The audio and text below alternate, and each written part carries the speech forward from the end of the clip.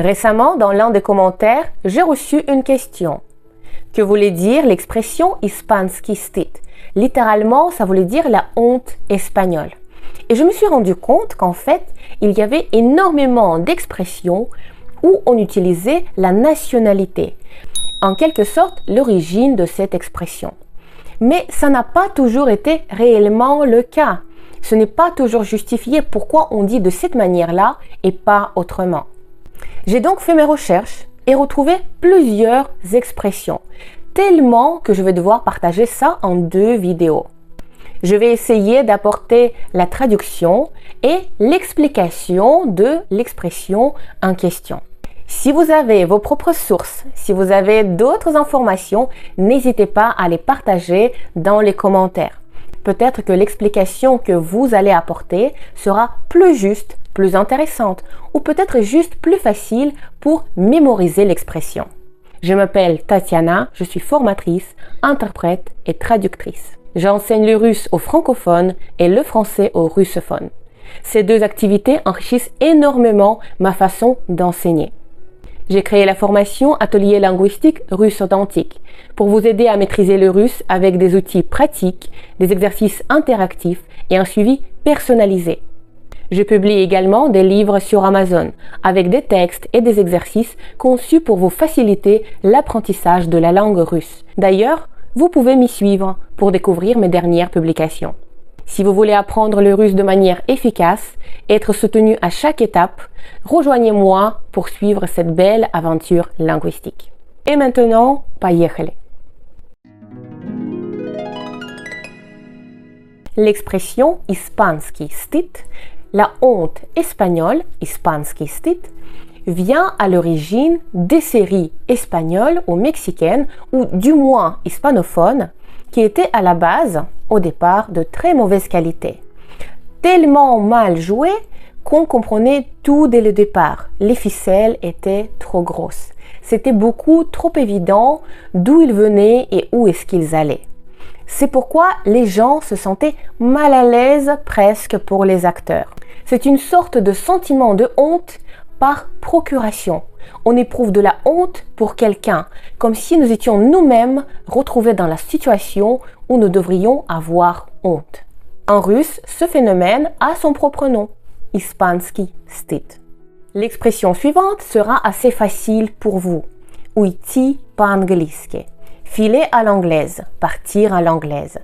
Уйти по-английски. On parle ici de la discrétion réputée des Anglais, préférant s'éclipser pour éviter de longs discours et de longs adieux. Уйти по-английски. L'expression suivante, vous la connaissez sans doute. Elle a fait le tour du monde. Французский поцелуй. Très souvent on dit French kiss. Французский поцелуй.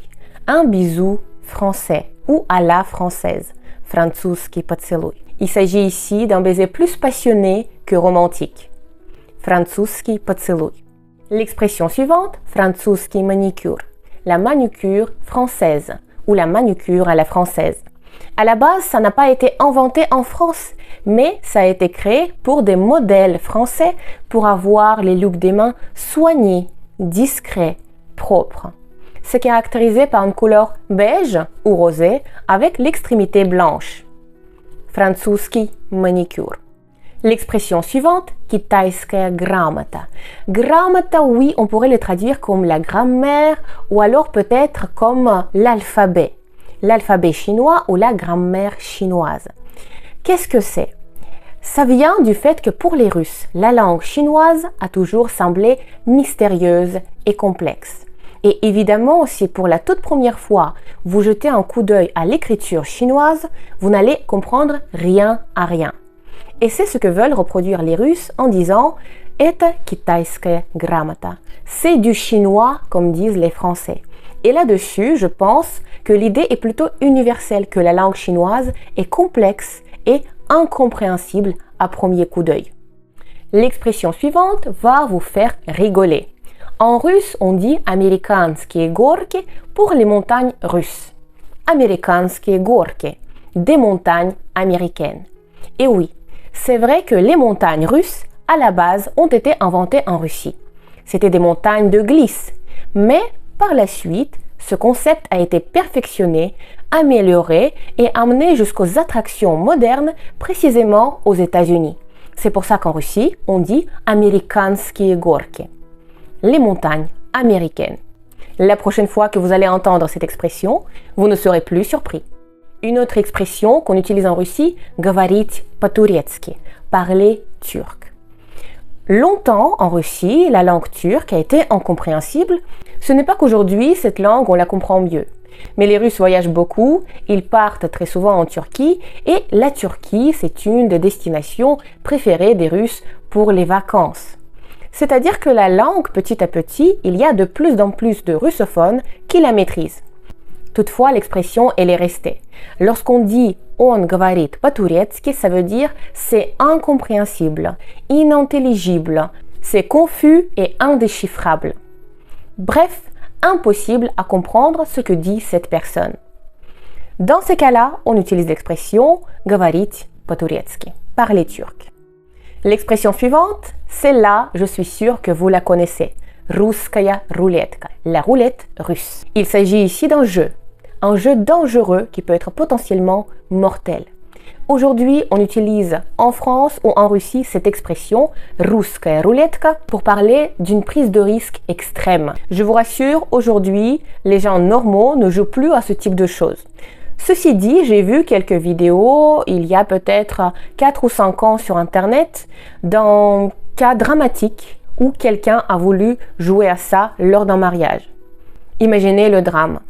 Mais normalement, personne ne joue à ça. Toutefois, l'expression reste. N'oubliez pas, on l'utilise pour parler d'une prise de risque extrême. Russkaya ruletka. L'expression suivante, c'est швейцарские часы. Швейцарские часы. Et oui, je sais que le mot suisse est très souvent difficile à prononcer pour les francophones. Suisse est plus long en russe qu'en français et en plus il y a des sons durs à prononcer. Швейцарские часы, la montre suisse ou l'horloge suisse. En Russie, comme dans le monde entier, l'horloge suisse, la montre suisse, c'est le symbole de la précision, de la perfection et de la qualité. Aujourd'hui, quand on parle d'une excellente qualité de quelque chose, d'une extrême précision de quelque chose, on dit c'est une montre suisse. Это швейцарские часы. Ou alors, работает как швейцарские часы. Ça fonctionne, ça marche comme une horloge suisse. Le plus dur dans cette expression sera la prononciation, je vous rassure. L'expression suivante, c'est un objet qu'on utilise pour faire de la gym. Un objet qu'on utilise très souvent en intérieur et pendant un certain temps, ça a été extrêmement répandu en Russie. Les gens achetaient ça pour l'installer à l'intérieur pour les enfants ou même pour les adultes. L'expression, c'est шведская стенка. Шведская стенка. L'équipement spécial pour la gym avec des barres, avec des cercles, pour faire des tractions, pour grimper, pour sauter, pour se dépenser et pour s'entraîner physiquement. Il y en a encore plus modernes aujourd'hui en Russie. Dans des maisons, les gens ils aiment beaucoup acheter ça pour leurs enfants. Mais ça existe également sur des terrains de jeu. C'est très répandu. À la base, comme ça a été inventé en Suède, on garde le nom Шведская стенка. C'est donc tout pour aujourd'hui. Pour ne pas rendre cette vidéo beaucoup trop longue, je la divise en deux. Vous pouvez trouver prochainement ma deuxième partie. Si la deuxième partie est déjà publiée, vous allez la retrouver dans la description de celle-ci. J'espère que vous avez appris beaucoup de nouvelles expressions pour vous. N'hésitez pas à faire des phrases avec et à vous entraîner. Et n'oubliez pas, apprenez le russe sans stress et avec plaisir et vous obtiendrez des résultats remarquables.